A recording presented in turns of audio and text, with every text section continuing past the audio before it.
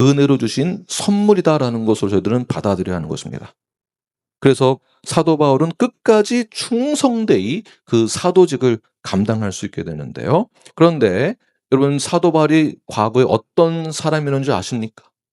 사도가 되기 전에 어떠한 사람이었을까요? 13절 말씀 읽겠습니다. 시작. 내가 전에는 비방자요 박해자요 폭행자였으나 도리어 긍휼을 입은 것은 내가 믿지 아니할 때에 알지 못하고 행하였습니다. 자, 바울이 어떤 사람이었습니까?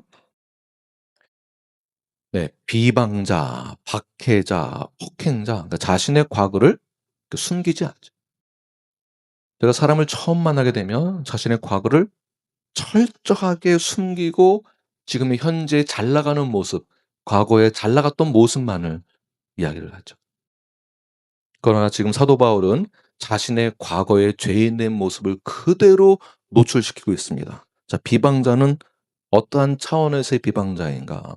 바울은 예수님을 적극적으로 비방하였습니다. 다시 말해서 예수님을 인정하지 않았고요. 십자가를 저주받은 자의 죽음으로 여겼습니다. 그래서 교회의 신앙을 모독하는 자로서의 비방자였었습니다. 자, 박해자라는 것은 사도행전 8장에 나오는 내용인데요. 바울은 교회를 잔멸시키고 각 집에 들어가서 성도를 끌어내 옥에 가두는 일을 하였습니다. 그리고 예루살렘에서 다메섹 도상까지 가는 그 원정을 떠나는 그 이유도 성도들을 박해하기 위하여서 그런 원정을 떠나게 된 것을 볼 수 있습니다. 오늘날 교회를 또는 성도들을 박해하는 자들은 찾아볼 수 없지만 개인적인 신앙을 무너뜨리고자 하는 그런 공격이 있을 수 있습니다. 또 사도 바울은 이제 폭행자라고 스스로 말하고 있는데요. 단순히 예수님을 반대하는 것만이 아니라 오만과 분노로 폭력을 행사했습니다. 그러니까 스데반 집사의 죽음에 대해서 앞장서는, 순교의 현장에서 앞장서는 역할을 하게 되죠. 자, 이러한 자가 어떻게 사도가 될 수 있었을까요? 사도 바울이 선행을 해서 사도가 될 수 있었을까요? 회개할 수 있는 기회를 잘 잡았기 때문에 가능했던 것일까요? 그렇지 않습니다. 오직 오늘 본문에 되면 하나님의 긍휼하심이라고 말하고 있습니다. 하나님의 긍휼하심 때문에. 다시 13절 보게 되면 바울은 비방자, 박해자, 폭행자였으나 긍휼을 입었기 때문에 하나님이 자격이 없는 자를 들어 세우시면서 불쌍히 여겨주시고 받아주셨다는 것입니다. 무지와 불신앙 가운데 있던 그를 그냥 버리지 아니하시고 은혜로 부르셨습니다. 은혜의 자리로 초대한 것이죠. 이것이 복음의 진수라고 볼 수 있습니다. 자, 바울이 변한 이유는 그 안에 선함이 있었기 때문이 아니라 하나님의 긍휼과 은혜가 있었기 때문에 그 은혜로 그의 모든 옛 사람의 죄인된 모습을 완전히 덮어주신 것입니다. 그래서 믿는 자 사도 바울이 된 것입니다. 옆 사람을 보십시오. 한번 보시면서 믿을 만한 사람인지 한번 보십시오. 네, 믿을 만한 사람인지. 우리가 딱 봐도 알 수 있는 것은 네, 의심 가득한 그런 얼굴들이죠. 네, 옆 사람 딱 보면 네, 제가 봐도 의심이 많이 갑니다, 사실. 네, 그러나 내가 나를 보아도 참 죄도 많고 그 죄로 인하여서 만약 내 죄가 이렇게 다 드러난다면 숨겨져 있던 모든 죄가 여기 모여 있는 우리 성도들 앞에 누군가가 낱낱이 다 읽어준다면 그 부끄러워서 얼굴을 어찌 들 수 있을까요? 그런데 하나님의 그 긍휼하심과 은혜와 자비는 우리의 모든 죄들을 다 덮어주심으로 이제 죄가 없다라고 그 칭의 사건으로 우리를 하나님의 은혜의 자리로 불러주셨습니다. 오늘 우리의 모습이 과거 바울의 모습과 전혀 다를 거 없습니다. 우리도 예수님에게 대해서는, 복음에 대해서는 비방자였고 박해자였었습니다. 그러나 주님은 우리를 버리지 아니하시고 은혜의 자리로 불러주셨다라는 것. 그래서 우리 모두가 지금 이 자리에 함께 할 수 있는 것입니다. 다시 그러한 선의 접선을 바라보시면서 은혜 받은 얼굴인지 한번 보십시오. 네. 이제야 비로소 예수 그리스도의 보혈의 능력으로 덮어졌기 때문에 내 남편의 죄가 안 보이는 거예요. 아내가 이쁘게 보이는 거예요. 네. 집사님은 보세요. 네. 얼마나 지금 서로 잘생겼다 이쁘다 하시는지. 네. 남편이 너무 귀여워 보이고 아내가 너무 이뻐 보이는 거예요. 모두 다 하나님의 은혜 때문입니다. 자, 그렇게 하나님의 권속이 되고요. 그러니까 권속이란 가정이 되었다는 뜻이죠. 가족이 되었고 하나님 나라의 백성이 되었고 예수 그리스도의 신랑 되신 예수 그리스도의 무엇이 되었죠? 신부가 되었고 그리고 주님의 몸된 무엇으로 우리를 불렀습니까? 교회로 우리를 부르신 것입니다. 그래서 우리가 이렇게 함께 할 수 있는 거죠. 바울이 말하고자 하는 것은 무엇이냐면 나 같은 자도 국류를 입었다. 하물며 너희들도 당연히 하나님의 국률하심을 입을 수 있다라는 것입니다. 네, 우리의 상처와 실패보다 주님의 또 하나님의 긍휼하심이 더 크다라는 것을 기억하십시오. 그리고 나서 우리는 이렇게 고백을 해야 합니다. 나를 능하게 하신 하나님, 나를 능하게 하신 예수님, 감사합니다라고 고백하는 것입니다. 하나님의 긍휼하심에 감사합니다. 하나님의 자비로우심에 감사합니다. 하나님의 은혜에 감사합니다. 할렐루야. 네. 하나님의 그 은혜의 감사함으로 주 앞에 나아가시는 우리 눌라프 성도들이 되길 간절히 축원합니다. 이러한 은혜와 긍휼과 자비로움을 받은 바울이 이어서 그 은혜가 얼마나 큰지를 그 발륨이 얼마나 큰지를 설명하고자 하는데 그 넘치는 은혜를 설명하기 위하여 14절에서 이렇게 말씀하고 있습니다. 시작. 우리 주의 은혜가 그리스도 예수 안에 있는 믿음과 사랑과 함께 넘치도록 풍성하였도다. 자, 무엇이요? 은혜가. 은혜가 어떻게 넘친다고요? 넘치도록 풍성하게. 자, 풍성했다라는 것은 우리 원어 헬라어로 보게 되면 단순히 이렇게 좀 많다, 눈에 보이는 어떤 그 큰 많은 것을 그 정도만을 말하고 있는 것이 아니라 차고 넘쳐나서 감당할 수 없을 만큼의 풍성함을 말하는 것입니다. 측량할 수 없을 만큼의 한계를 뛰어넘은 풍성함의 그 은혜가 나를 덮었다라는 것이에요. 단순히 나의 그 죄의 결핍을 어느 정도 채워주는 그 은혜가 아니라 완전히 나의 죄를 덮어서 요만큼도 안 보이게, 요만큼도 안 보이게. 그 넘치는 은혜를 받은 자들의 삶이 어떠할까요? 변화가 일어나겠죠. 그러므로 성도라는 것은 단순히 죄의 요만큼의 문제나 요만큼의 죄의 문제가 해결된 것만이 아니라 죄에 대한 그 결핍이 은혜로 채워져서 조금 해결된 것이 아니라 완전히 덮어져서 하나님의 자녀, 그리고 믿는 자, 성도가 되었다라는 것은 우리가 부족하기 때문에 쓰임받을 수 없다라는 생각이 있는 것이 아니라 이러한 은혜를 받은, 은혜를 체험한 성도들은 나는 은혜가 넘쳐 흐르기 때문에 쓰임받을 수 있다라는 그러한 생각을 갖게 되는 것이죠. 그러니까 우리는 보통 사람이 아닌 것이에요. 요만큼 은혜를 경험한 것이 아니라 넘치는 그 은혜가 나를 덮었기 때문에 우리는 보통 사람이 아니다. another level이다. 다시 한번 옆 사람 보시면서 당신은 another level입니다. another level. 네. 보통 사람이 아니다라는 것이에요. 조금 적당한 사람도 아니고요. 그 은혜를 충만하게 받았기 때문에 보통 사람이 아니다. 바울은 그렇게 과거가 아주 흉악했고요. 죄로 가득했음에도 불구하고 주님의 그 은혜가 그의 죄보다 더 컸고요. 그의 과거보다 하나님의 은혜가 더 컸고 그의 실패보다 하나님의 은혜가 더 컸기 때문에 하나님의 그 은혜가 얼마나 큰지를 우리에게 보여주고 있습니다. 그러면서 15절에 다시 한번 선포하고 있는 것은 신앙의 핵심을 선포하는데 15절 말씀 읽겠습니다. 시작.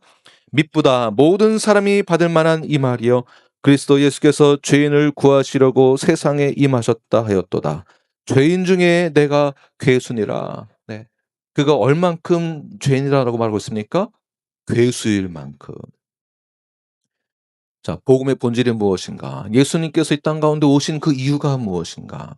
착한 사람을 더 착하게 만들기 위해서 오신 것일까요? 훌륭한 사람을 더 훌륭하게 만들기 위해서 오신 것일까요? 우리에게 복을 주셔서 복에 복을 더하여 주셔서 부자가 되기 위해 오신 것일까요? 여러분 아멘 하십시오. 여러분 꼬임에 넘어오십시오.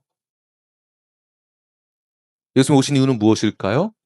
죄인을 구원하기 위해서 오셨다라는 것입니다. 그것도 가장 큰 죄인에게 가장 큰 은혜가 임했다라는 그 사실을 우리 사도 바울이 고백할 정도로, 예, 우리 말씀을 보면 알 수 있게 되는데요. 로마서 5장 20절 말씀 읽겠습니다. 시작.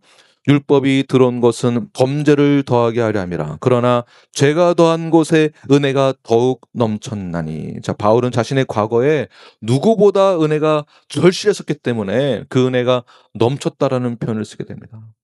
그 은혜가 얼마나 넘쳤는지 모른다. 내가 괴수였었기 때문에. 그리고 그 16절에서, 오늘 본문 16절에서 그 이유를 설명합니다. 함께 읽겠습니다. 시작. 그러나 내가 긍휼을 입은 까닭은 예수 그리스도께서 내게 먼저 일체 오래 참으심을 보이사 후에 주를 믿어 영생 얻는 자들에게 본이 되게 하려 하심이라. 아멘. 자, 오늘 본문 12절부터 16절까지 내용만 보더라도 바울은 바울에게 임했던 그 은혜의 사건, 구원의 그 사건이 단순한 개인적인 사건을 끝나는 것이 아니다라는 것을 설명하려고 하는 것을 우리는 알 수가 있습니다. 하나님은 바울을 통해서 모든 그 세대에, 모든 전 세대에, 그리고 오늘날의 모든 이 시대의 각 개인들에게도 자신이 이 괴수가 구원을 받을 수 있었던 것처럼 우리 모두도 구원을 받을 수 있다라는 것을 말씀하고 있는 것이죠. 자, 봐라. 바울 같은 사람도 구원을 받았다. 그 괴수도 구원을 받았다. 그렇다면 그 누구도 그 모두에게도 소망은 있는 것이다. 라는 것을 우리는 알 수가 있습니다. 자, 이것이 복음의 능력 아니겠습니까? 가장 큰 죄인을 구원하심으로써 모든 죄인이 소망을 갖게 되는 것. 그래서 오늘도 우리는 담대하게 말할 수 있습니다. 바울도 구원을 받았다면 나도 구원을 받을 수 있다라는 것입니다. 바울과 같은 박해자도 구원을 받았다면 나도 구원을 받을 수 있다. 또 다른 표현으로는 바울과 같은 사람도 쓰임을 받았다면 오늘날 나 같은 사람도 쓰임을 받을 수 있다라는 것입니다. 아, 목사님 저는 안 됩니다. 저는 안 됩니다. 저 같은 사람은 안 됩니다. 라는 분들이 계시죠? 아닙니다. 아니, 바울도 쓰임 받았는데 여러분들은 더 귀하게 쓰임 받을 수 있습니다. 이평순 어머니가 이때 아마 아멘 하셔야 됩니다. 안 하시네요. 목사님, 예, 제가 목사님을 좀 더 젊었을 때 만났다면 더 좋았을 것 같은데 제가 이래서 안 되고 지금 저래서 안 되고 나이도 들고 몸도 연약해지고 앞도 안 보이고 제가 할 수 있는 게 아무것도 없어서 저는 안 돼요, 안 돼요.가 아니라 네, 돼요, 돼요, 돼요. 네. 우리 이평순 어머니의 존재만으로도,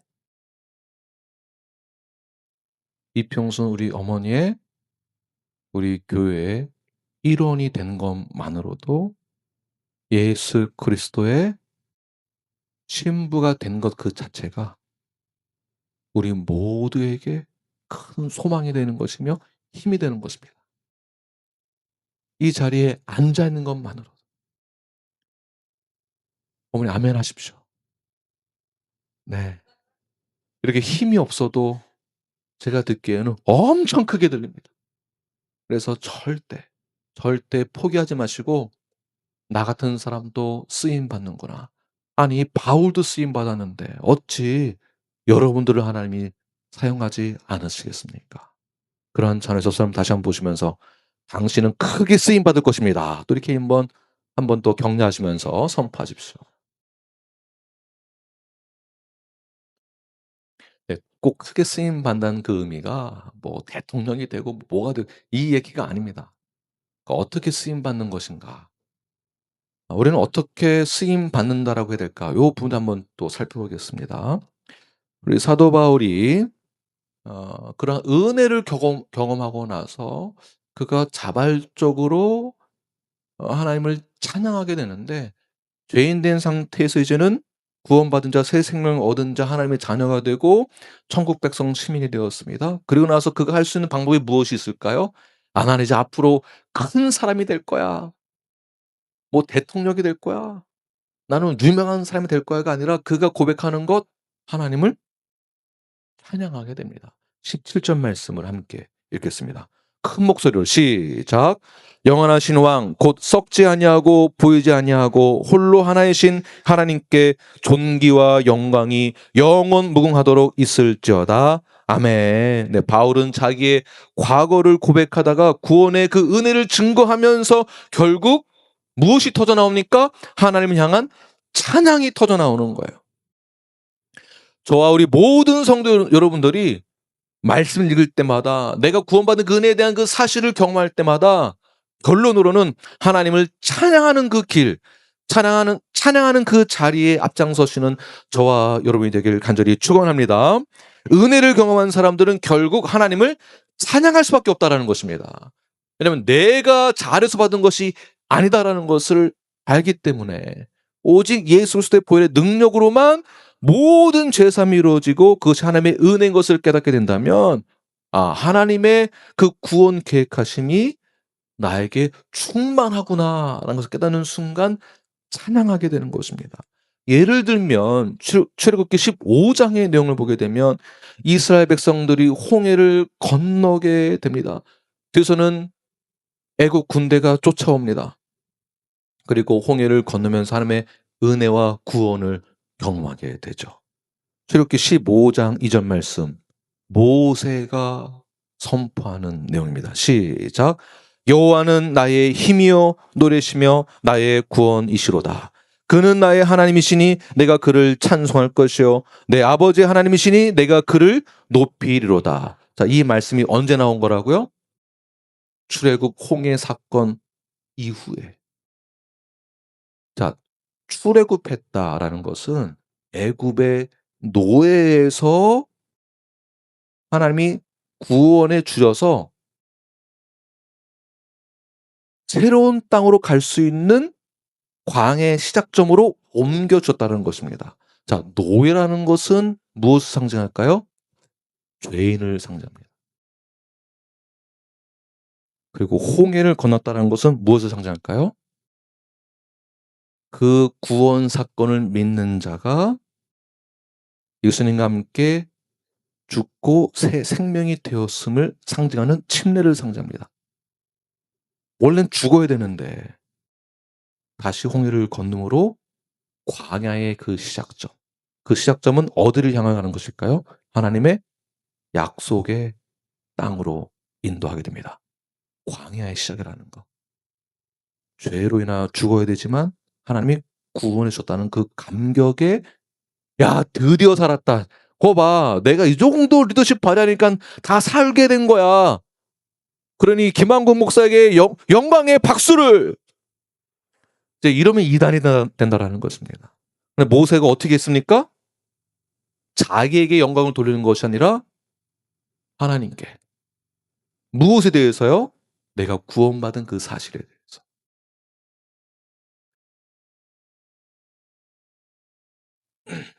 다윗도 광야에 들어서는 순간 어떤 사건 앞에서 하나님을 찬양하게 되는데요. 시편 18편 1절 말씀을 함께 읽겠습니다. 시작.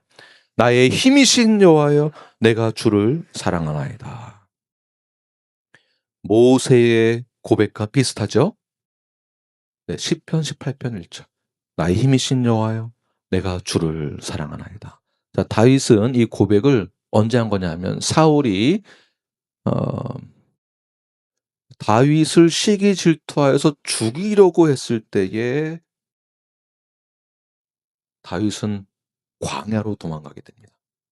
잡히기 일보 직전에 있었지만 그때마다 피할 길을 허락하시고 하나님께서 모든 원수의 사울의 손에서 건져내 주심을 경험하게 됩니다. 그러니까 죽어야 하는데 하나님이 구원의 길을 열어 주심으로 그 광야에서 하나님을 찬양하게 되죠. 그 찬양하는 그 구원의 감격에서 나오는 그 찬양의 고백이 무엇이라고요? 하나님은 나의 힘이 되십니다. 나의 힘이 되신 여호와여라고 말합니다. 나의 힘이 되신 여호와여. 내가 진정으로 구원을 받은 자라면 이제 여러분 이제 언약서에 사인하신 분들이 계시는데 이 사인을 가볍게 여기지 마십시오. 사인하는 게 마치 그냥 한국에서 대충 그냥 이렇게 사인하듯이 그냥 가라로 사인하는 것처럼 요런 사인이 아닙니다. 이 사인은 성경에서 말하는 언약과도 같은 것입니다. 이 언약은 희의 언약을 말하는 것입니다. 이거 더 말을 하면 좀 길어지니까 생략하고 이 언약이 주고 있는 무게감은 우리가 쉽게 또는 가볍게 여겨서는 안 된다라는 것입니다. 광야로 들어갔을 때에 정말 구원받은 자라면 언약을 이루고자 하는 자라면 내가 거듭난 자라면 광야 가운데에서 철저하게 하나님의 음성을 듣게 되어 있습니다. 그 음성이 마치 신비로운 하나님의 음성이 들려서 요런 내용이 아닙니다. 모세가 이끄는 이스라엘 백성들은 결국 광야로 들어갑니다. 홍해를 건너 바로 하나님의 약속한 땅으로 간 것이 아니라 어디로 갔다고요? 광야의 시작이고요. 모세도 결국 그냥 처음부터 사울로부터 공격 안 받으면 되는데 왜 그러한 사건을 허락하시면서 광야에서 이런 고백하게 됐을까요? 광야 하면 여러분 무엇이 떠오르십니까? 원어로 미드바르죠. 미드바르. 미드바르다. 미드바르라는 것은 철저하게 외부로부터의 도움을 받을 수 없는 환경으로 들어가는 것입니다.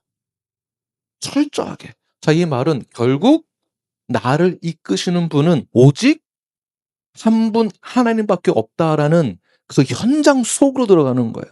그래서 미드바르라는 뜻은 하나님의 말씀이 들리는 장소를 말하는 것입니다. 내가 구원받은 자라면 거듭났다 한다면 철저하게 내 인생의 주인 되신 예수 그리스도가 나를 어디로 이끄시는지를 내가 알아야 됩니다. 왜냐면 그 장소에 들어갔기 때문에 말씀이 들리는 것이거든요. 그 말씀이 어디서 나올까요? "안구가 잘 들어라. 이리 가지 말고 저리로 가라." 요런 음성이 아니라 뭐 계속 뭐 음성 들으려고 하시는데 그런 게 아니라 무엇을 말하고 있을까요? 오늘 본문에서 무엇을 말하고 있을까요? 믿음의 착한 양심과 선한 싸움을 싸우라. 결국 무엇을 말하고 있는 것일까요?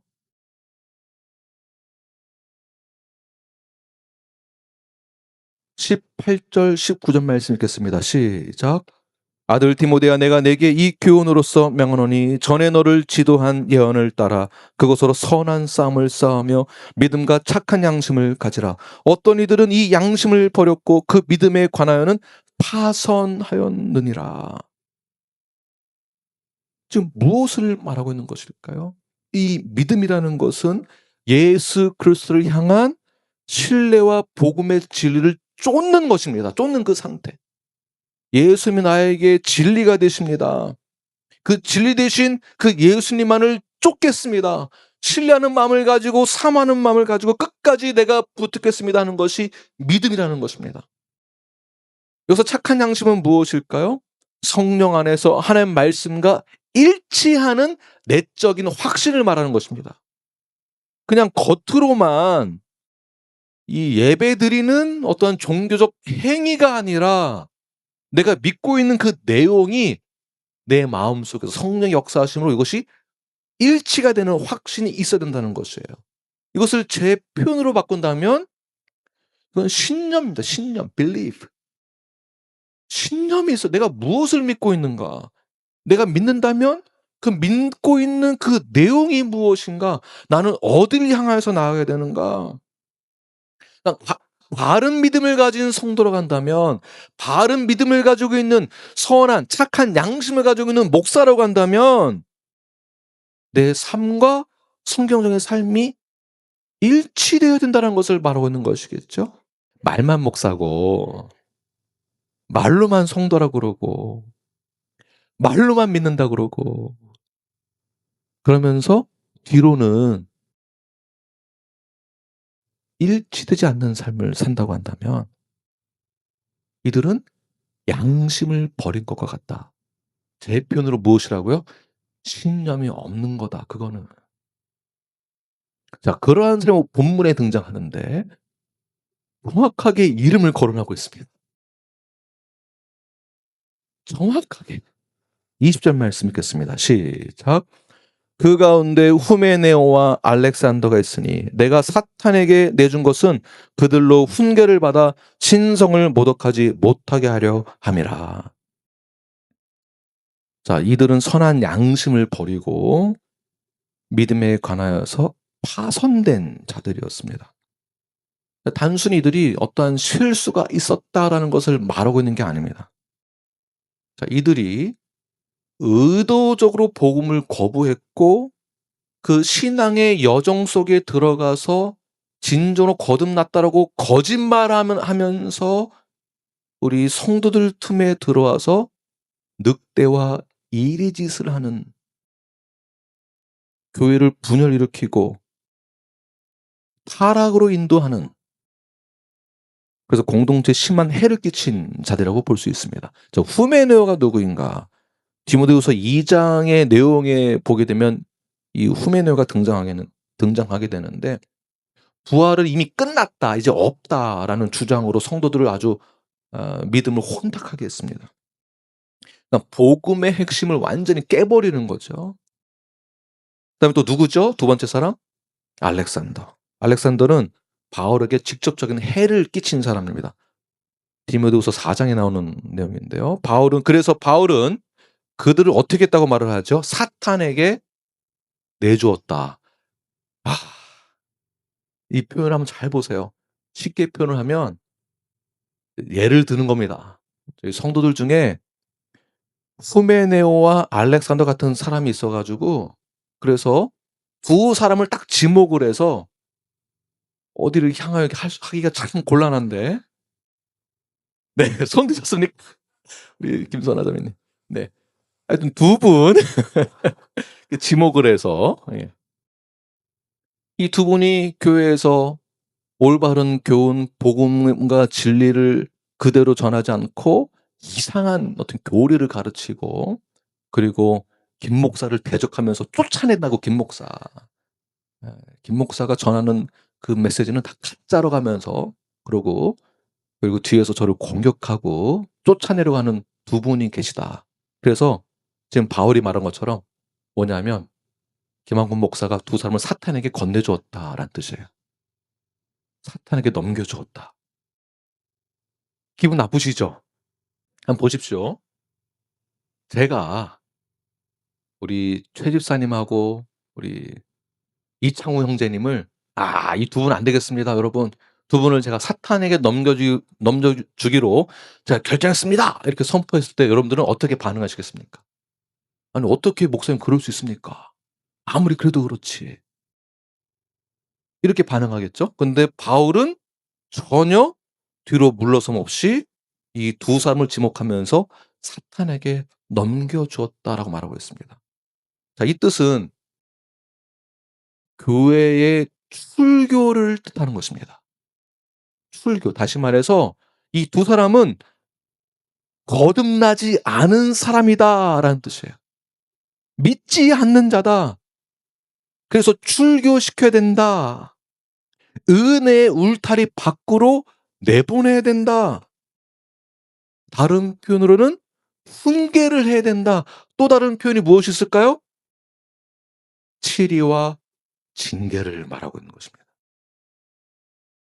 그래서 사탄에게 내줬다는 것은 완전히 넘겨서 끝내버리겠다가 아니라 치리와 징계와 훈계를 통해서 디서플린을 통해서 다시 돌아오게 하려고 하는 그러한 목적으로 징계를 내렸다는 뜻입니다. 목적은 파멸이 아니라 회복입니다. 거짓 교훈은 교회를 무너뜨리기 때문에 그래서 교훈을 해야 되고요. 사랑은 진리 위에 서야 됩니다. 그래서 그를 다시 돌아오게 하는데 목적이 있어야 됩니다. 교회 안에 믿음의 공동체 안에 후메네와 같은 거짓 교훈을 전한 자가 있습니다. 교회 안에 알렉산더 같은 교회를 흔드는 자가 있습니다. 그렇다고 해서 교회가 쉽게 흔들리는 것은 아니지만 실제 선한 싸움을 싸워야 한다면 우리는 어떻게 싸워야 된다는 것을 말하고 있을까요? 오늘 본문에서 치리와 징계와 회복을 말하는 것이겠죠. 대부분의 목사님들이 오늘 본문의 내용을 가지고 설교할 때 믿음의 선한 싸움을 싸워라 하고서는 본문과 전혀 상관없는 다른 내용을 전하게 됩니다. 오늘 본문에서 우리가 영적 전쟁으로 들어가서 선한 싸움을 싸기 위하여서 무엇을 해야 되는가? 기도 열심히 하십시오 라고 본문에서 말하고 있습니까? 그렇지 않습니다. 어떻게 하라고 말씀하고 있죠? 교회가 복음으로 일치되어야 한다. 일치되기 위하여서는 교회의 신앙 고백이 있어야 된다.